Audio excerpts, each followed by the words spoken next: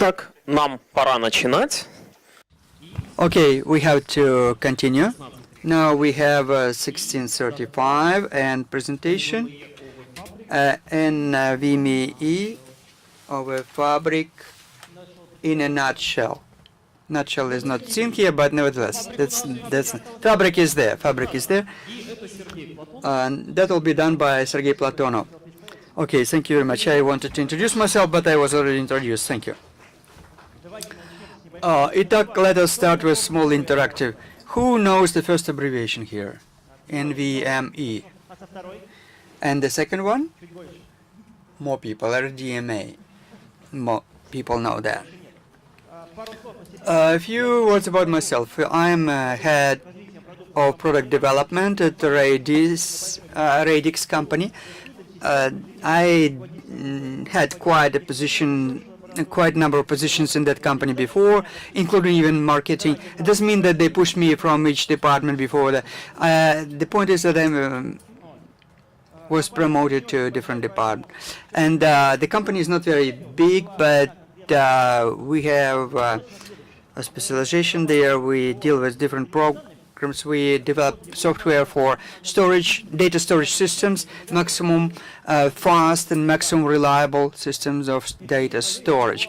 We decided to check operation of that in a high throughput system with a high power computing, and we didn't get the results initially that we expected to receive, and I then invited some other people in our company to investigate what is the cause, and also we developed support of this technology in a kernel, developing a new solution.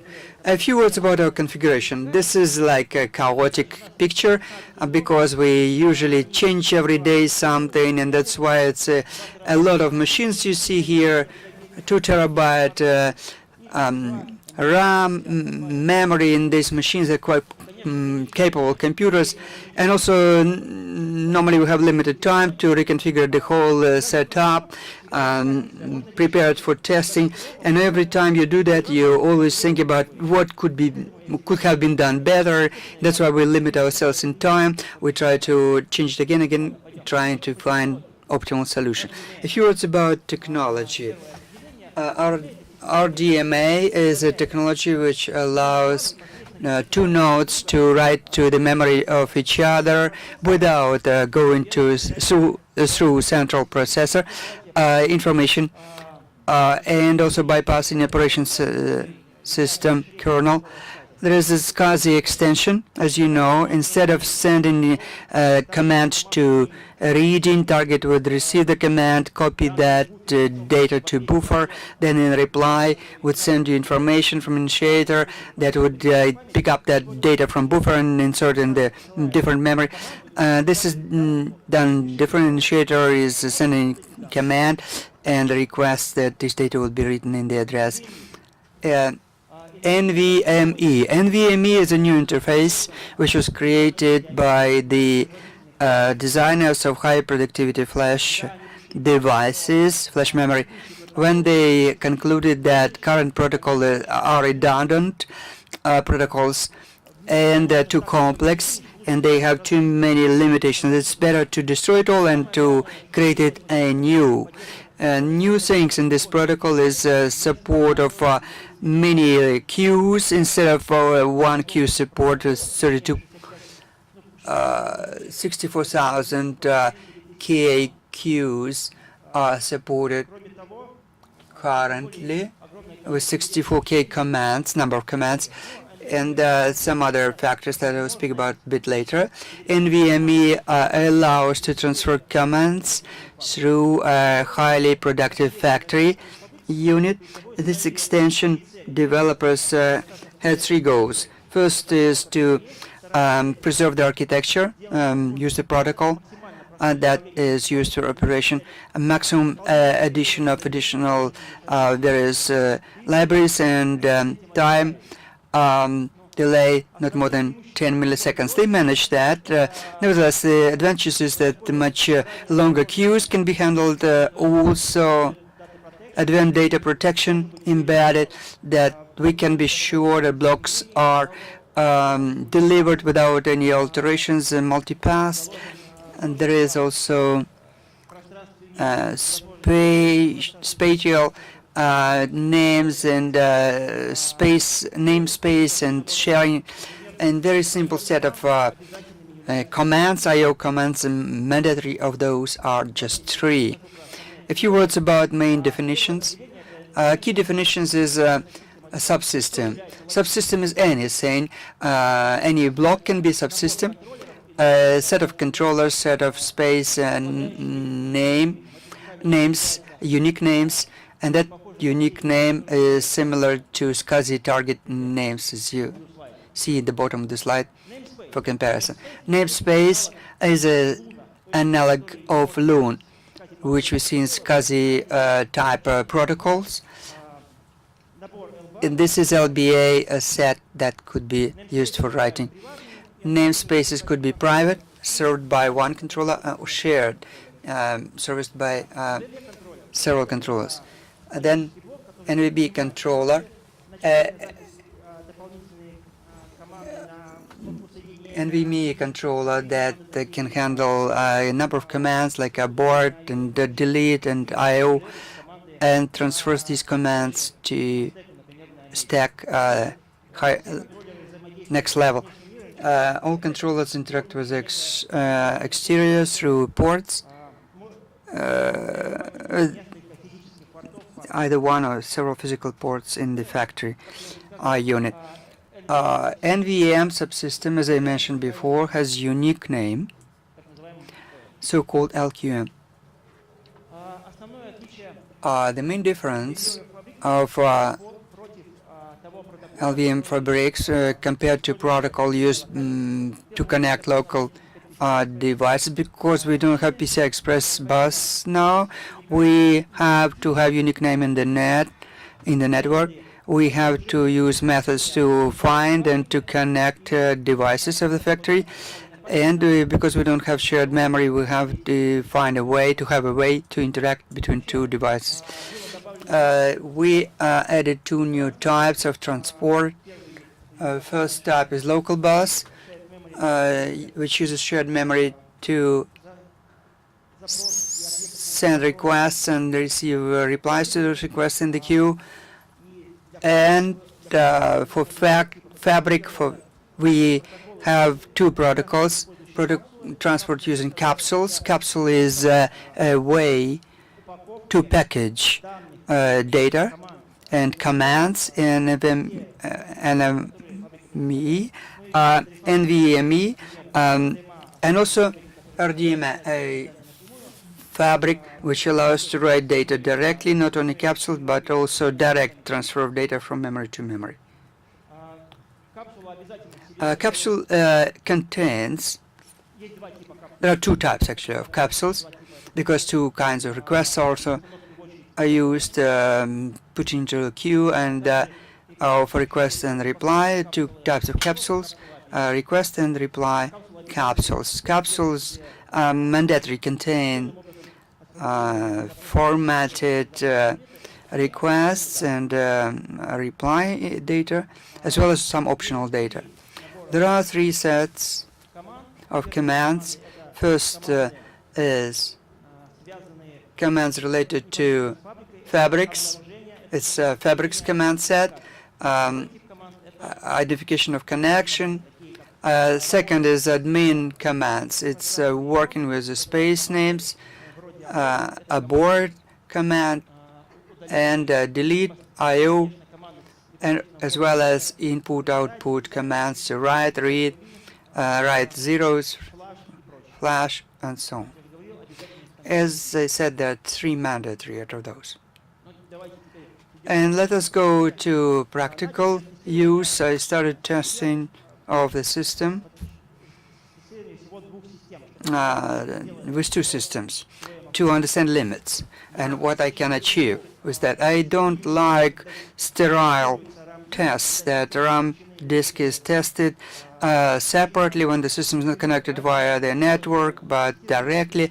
That is why I tested the real disks in real environment. They were connected through switches and other clusters were busy doing some other jobs, some other tests were running there. So it was a real environment, a working environment. So I have two systems, 128 gigabyte DDR memory, 16 core processors, and they were connected through via switch through two 100 gigabit ports. Software used was as follows. Operation system was CentOS benchmark FIO 215, which I assembled in order to support NUMA. I constantly monitored system with the help of multiliter Nigel's monitor. You can see here examples of graphs which are generated by that utility. Service utilities also were used, as you see here listed on the slide.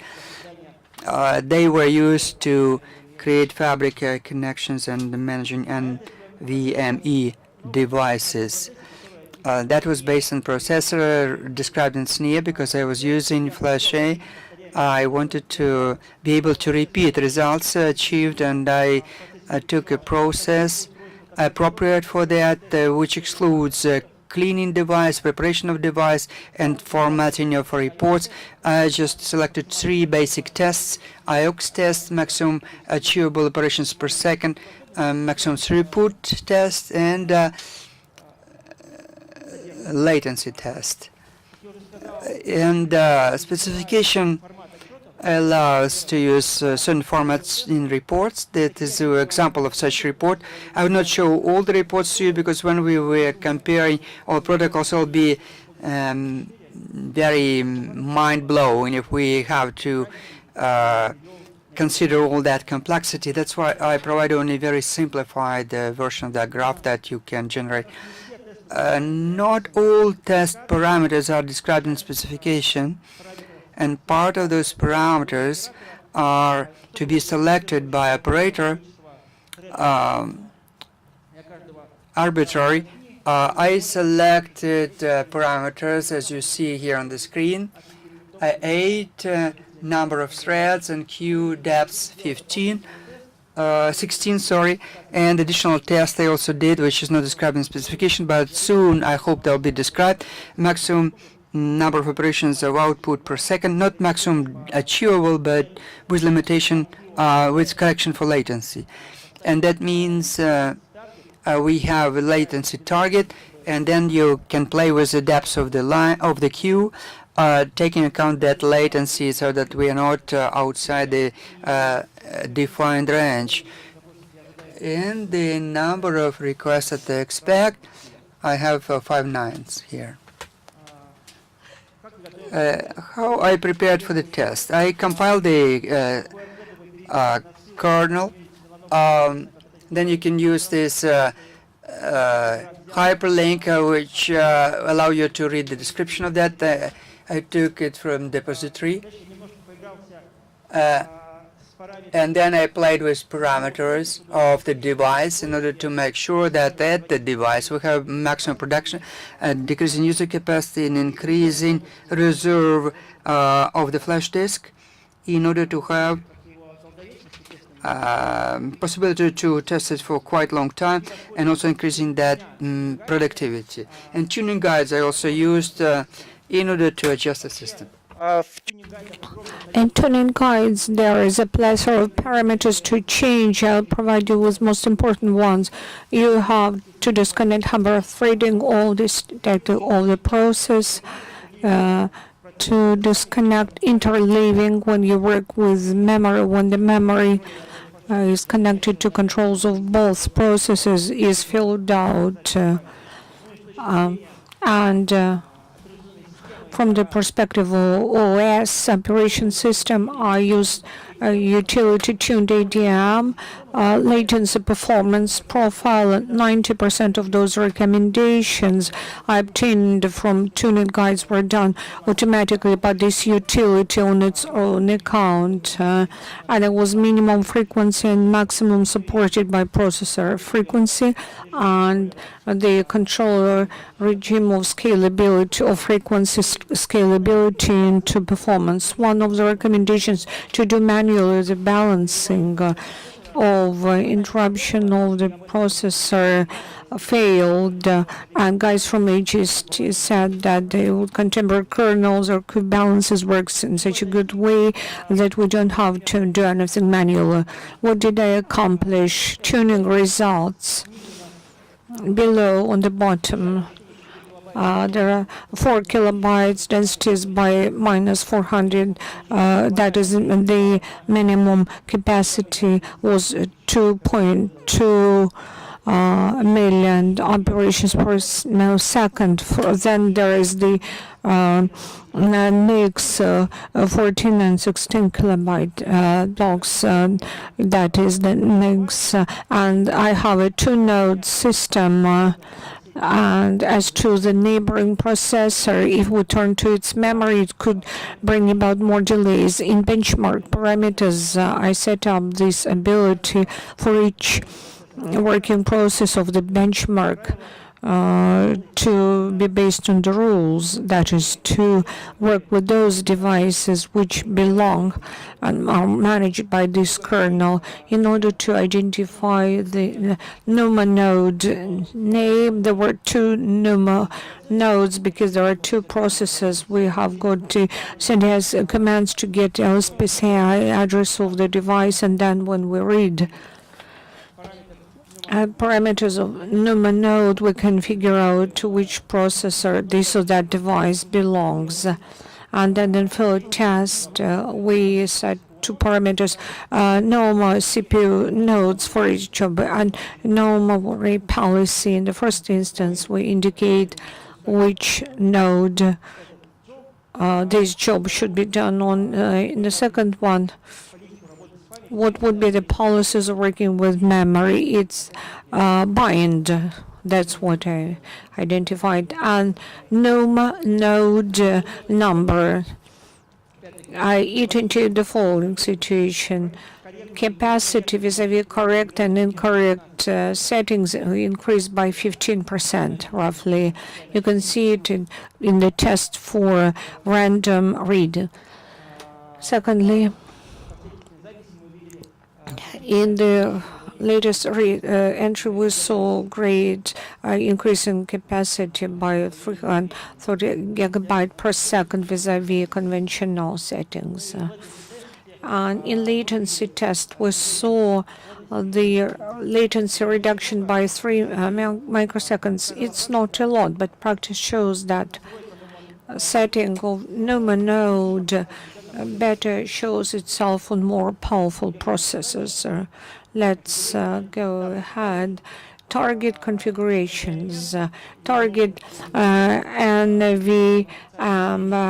If it was in kernel 4.8, I compiled. It has got modular architecture. Each component is implemented as a separate standalone logic model. The target supports the maximum simple set of commands, 3 commands, heavy driving flash from the standpoint of dataset management. It's analogous to Thread Company. It supports the access sheets, but not reservations. If you are going to use this target as data storage system for distributed cluster, you will fail, and it's a bit muddled up how it's going to work from the standpoint of flow-over controllers when one of the controllers fails. Configuring NVMf target, it's 4 stages. First, we deploy necessary drivers, then we upload 2 modules, and we target, and we set up those ports, and we configure the subsystem. There are 2 types of configuring. We may create files or using target CLI. Here you can see output of target CLI.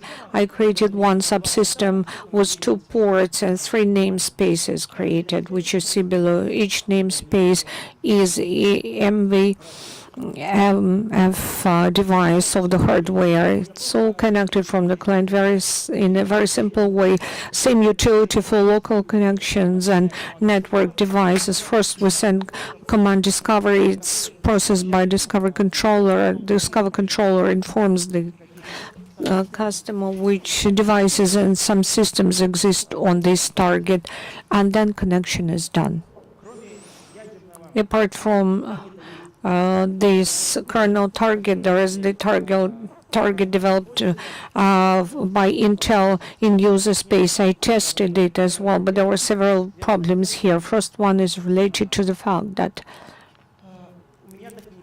I failed to set target to work with the right NUMA node. Secondly, when there is a connection under specific load, and when we play around the parameters and depths, everything failed in this task. That's Intel driver. It has got unified shared configuration file. 1/4 of it contains lots of parameters and the memory it can grab and the depth of queue and work with processor. An awful lot of parameters. Some of them is not supported yet, not followed up. And in point of fact, the stability of that was a bit disappointing for me. The testing results. First column, always results of the local tests. The local test is test for capacity of arbitrary reading, throughput capacity of arbitrary reading versus SRP protocols, NVMe fabric displayed a great increase in product capacity even in one port. Under the random writing, we see very big capacity, a very high capacity increase of NVM of fabric. So it's very good. Last test here, we can see that the performance testing results. The performance is higher than in SRP and SS, but here there are mixed ions by 16 kilobyte, and I saw that this Intel device breaks the connections. I didn't test it any further. The throughput capacity testing didn't show very different results, but nevertheless, actually, in reading, it was 9 megabyte per second, even when it was via one port, which is higher than SRP and ISR. As to the writing capacity, maximum capacity was almost the same for NVMe. So from the standpoint of latency, it's the level of delays I noticed, which is shown here when we work via protocols. Extra levels of delays are shown here.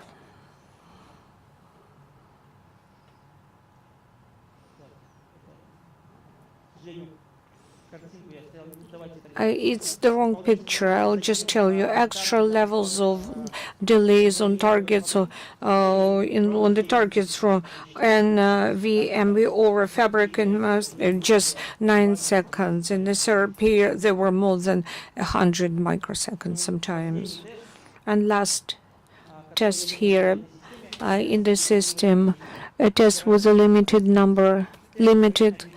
quantity or optimum quantity of input-output operations with a limited size of latency. In this test, NVMe over fabric performance is much higher than the performance of SRP and RSM targets and all the parameters, by the way. After I have tested connections from the two nodes, I tested the performance of the entire cluster.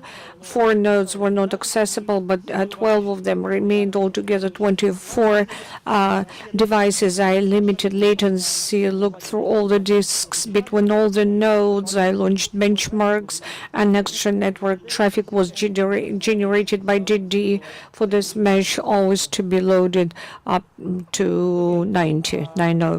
As the result, you can see I achieved almost 12.5 million input-output operations per second throughout the cluster, which doubles the results of other protocols, double higher. So it was almost 6.5 million input-output operations per second. That's what I achieved. I tested Microsoft technologies. I will not compare performance in one chart because everything was different. The availability of file system protocol and mesh, Microsoft does not support those drivers for those cards. What did we do?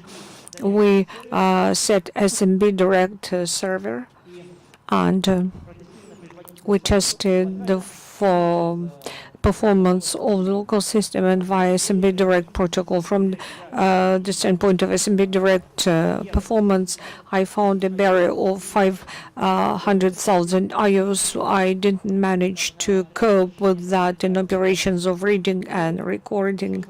And first I was surprised to see very small added delay on recording. Writing operations only for microseconds, much lower than in NVM over Fabric. But then I looked at the maximum density. It went up to 12,000 microseconds vis-a-vis 250 local ones.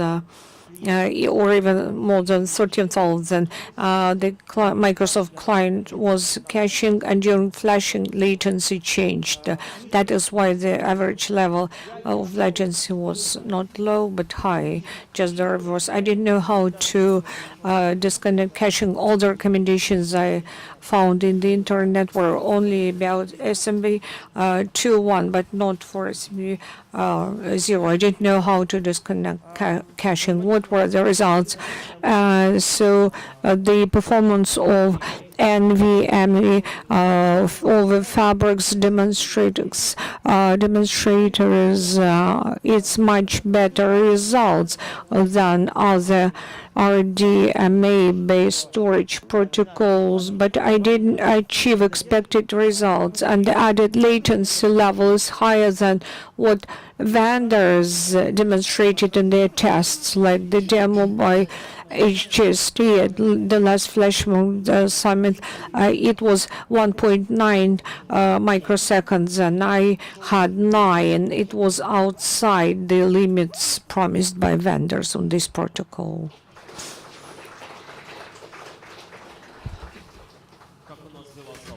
Well, are there any questions? It should be mentioned that the speaker just used all the limit for presentation, but we have time for one question.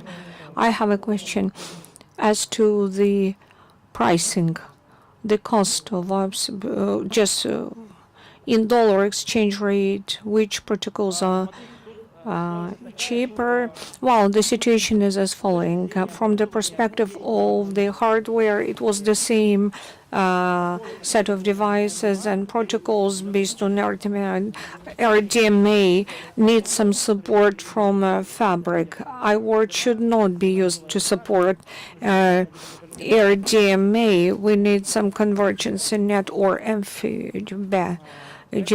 So if we are to compare all the RDMA-based protocols, they need same equipment routers. The percentage of cost is comparable to the percentage of the growth of performance. It's all software solutions. We need some RDMA-based fabric for it to start working. RDMA target in the kernel supports different block devices. By block devices of Linux, it could be different devices: flash disk, NVMe disk, RAM disk, conventional commonplace disk, or even Virtual. It supports that. It's simpler to get it to Fabric. It's better to work with NVMe disks. Otherwise, you will not see all the advantages of the protocol. And front end should be rapid. Intel backend disks are the same as others in the US. By the way, why is there such a big discrepancy between what demonstrators shown and latency, for example? How could it be explained? Primarily, I accounted for the fact that vendors were displaying their demo in stereo test, connecting systems directly one to another without Fabric, and even if they had switches, nothing was inside, but my Fabric was loaded. Thank you. Once again, let's thank the speaker. И у нас перерыв перед последним докладом, и я напоминаю всем про хэштег LinuxPeter и про что я еще всем напоминаю? Про отметки на страничке Evaluation.